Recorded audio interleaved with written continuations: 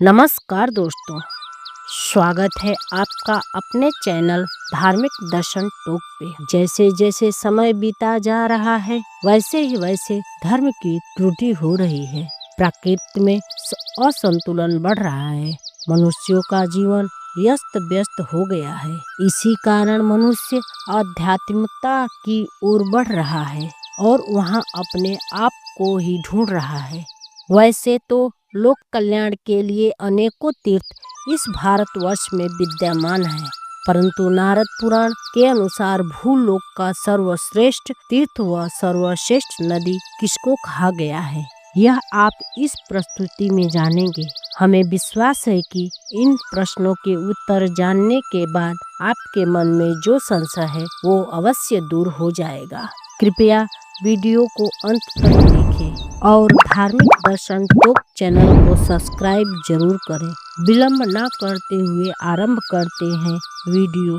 एक समय की बात है, सूत जी और नारद जी के संवाद में नारद जी ने इस प्रकार अपने प्रश्न किए। नारद जी बोले, मुनि आप शास्त्रों के पारदर्शी विद्वान हैं। मुझ पर बड़ी भारी दया करके यह ठीक ठीक बताइए कि क्षेत्रों में उत्तम क्षेत्र और तीर्थों में उत्तम तीर्थ कौन सा है। सनक जी ने कहा कि हे ब्राह्मण, यह परम गोपनीय प्रश्न है। सुनो, उत्तम क्षेत्रों का यह वर्णन सब प्रकार के संपत्तियों को देने वाला, श्रेष्ठ बुरे स्वप्नों को नाश, पवित्र धर्माकुल, पापहारी तथा शुभ एवं मुनियों को नित्य निरंतर इसका श्रवण करना चाहिए। गंगा और यमुना का जो संगम है उसी को मुनि श्रेष्ठ, शास्त्रों में उत्तम तथा तीर्थों में उत्तम तीर्थ कहते हैं। ब्रह्मा आदि समस्त देवता, मुनि तथा पुण्य की इच्छा रखने वाले सब मनुष्य श्वेत और श्याम जल से भरे हुए उस संगम तीर्थ का सेवन करते हैं। गंगा को परम पवित्र नदी समझना चाहिए, क्योंकि वह भगवान विष्णु के चरणों से प्रकट हुई है। इसी प्रकार यमुना भी साक्षात सूर्य की पुत्री है। हे ब्राह्मण, इन दोनों का समागम परम कल्याणकारी है। मुनि नदियों में श्रेष्ठ गंगा, स्मरण मात्र से समस्त क्लेशों का नाश करने वाली, संपूर्ण पापों को दूर करने वाली तथा सारे उपद्रव को मिटा देने वाली, समुद्र प्रयाग पृथ्वी पर जो पुण्य क्षेत्र है उन सबसे अधिक पुण्यम क्षेत्र प्रयाग को ही जानना चाहिए, जहाँ ब्रह्मा जी ने यज्ञ द्वारा भगवान लक्ष्मीपति का याचमन किया था तथा सब महर्षि ने वहाँ नाना प्रकार के यज्ञ किए थे। जो गंगा में स्नान करता है वह सभी पापों से मुक्त हो जाता है। भगवान विष्णु के चरण कमलों से प्रकट होकर भगवान शिव के मस्तक पर विराजमान होने वाली भगवती गंगा मुनियों और देवताओं के द्वारा भली भांति सेवन करने योग्य है। फिर भी साधारण मनुष्यों की बाती क्या है। गंगा में किया हुआ स्नान महान पुण्यदायक तथा देवताओं के लिए भी दुर्लभ है। गंगा में स्नान करने वाले पापी भी सब पापों से मुक्त हो सर्वश्रेष्ठ विमान पर बैठकर परम धाम वैकुंठ को चले जाते हैं। जिन्होंने गंगा में स्नान किया है वे महात्मा पुरुष पिता और माता के कुल की बहुत सी पीढ़ियों का उद्धार करके भगवान विष्णु के परम धाम को चले जाते हैं। हे ब्राह्मण, जो गंगा जी का स्मरण करता है उनसे सब तीर्थों में स्नान और सभी पुण्य क्षेत्रों में निवास कर लिया है, इसमें कोई संशय नहीं है। उत्तम धर्म का उपदेश देने वाले गुरु के चरणों की धूल, गंगा जी की मृतिका तथा तुलसी वृक्ष के मूल भाग की मिट्टी को जो मनुष्य भक्ति पूर्वक अपने मस्तक पे धारण करता है वह वैकुंठ धाम को जाने का अधिकारी है।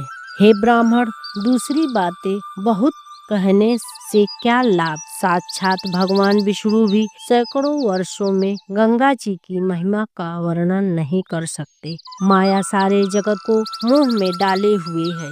यह कितना अद्भुत बात है, क्योंकि गंगा और उसके नाम के रहते हुए भी लोग नरक में जाते हैं। गंगा जी का नाम संसार के सभी दुखों का नाश करने वाला बताया गया है। तुलसी के नाम तथा भगवान की कथा कहने वाले साधु पुरुष के प्रति हुई भक्ति का भी यह फल है। परम पुण्य इस गंगा नदी का यदि मेष, तुला और मकर की संक्रांति में हो, अर्थात वैशाख, कार्तिक और माह के महीने में भक्ति पूर्वक सेवन किया जाए तो सेवन करने वाले संपूर्ण जगत को यह पवित्र कर देती है। हे द्विज श्रेष्ठ गोदावरी, भीमरथी, कृष्णा, नर्मदा, सरस्वती, तुंगभद्रा, कावेरी, यमुना, बाहुत, वेदांतवर्ती, ताम्रवर्ती तथा सरजू आदि सब तीर्थों में गंगा जी को सबसे श्रेष्ठ प्रधान माना गया है।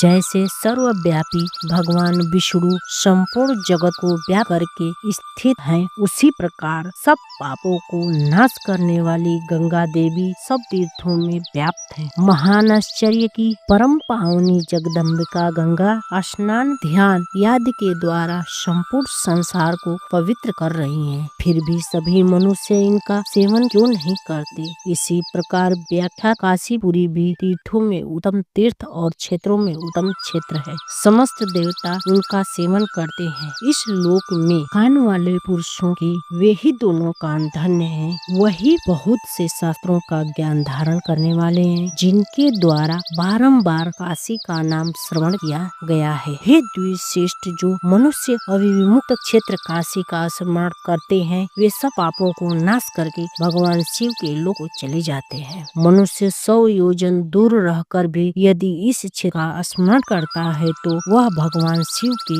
रोग शोक रहित नित्य धाम को चला जाता है। हे ब्राह्मण, जो प्राण निकलते समय काशीपुरी क्षेत्र का स्मरण कर लेता है, वह भी सब पापों से छूटकर शिव धाम को प्राप्त हो जाता है। काशी के गुणों के विषय में यहाँ बहुत कहने से क्या लाभ। जो काशी का नाम भी लेते हैं, उनसे धर्म, अर्थ, काम और मोक्ष यह चारों पुरुषार्थ दूर नहीं रहते हैं। हे ब्राह्मण, गंगा और यमुना का संगम तो वर्तमान समय में प्रयागराज में है। यह तो काशी से भी बढ़कर है, क्योंकि उसके दर्शन मात्र से मनुष्य परम गति को प्राप्त कर लेते हैं। सूर्य मकर राशि पर रहते समय जहाँ कहीं भी गंगा में स्नान किया जाता है, वह स्नान ध्यान आदि के द्वारा संपूर्ण जगत को पवित्र करती है और अंत में इंद्रलोक को पहुँचाती है। लोक का कल्याण करने वाली लिंग स्वरूप भगवान शंकर भी जिस गंगा का सदा सेवन करते हैं, उनकी महिमा का पूरा वर्णन कैसे किया जा सकता है।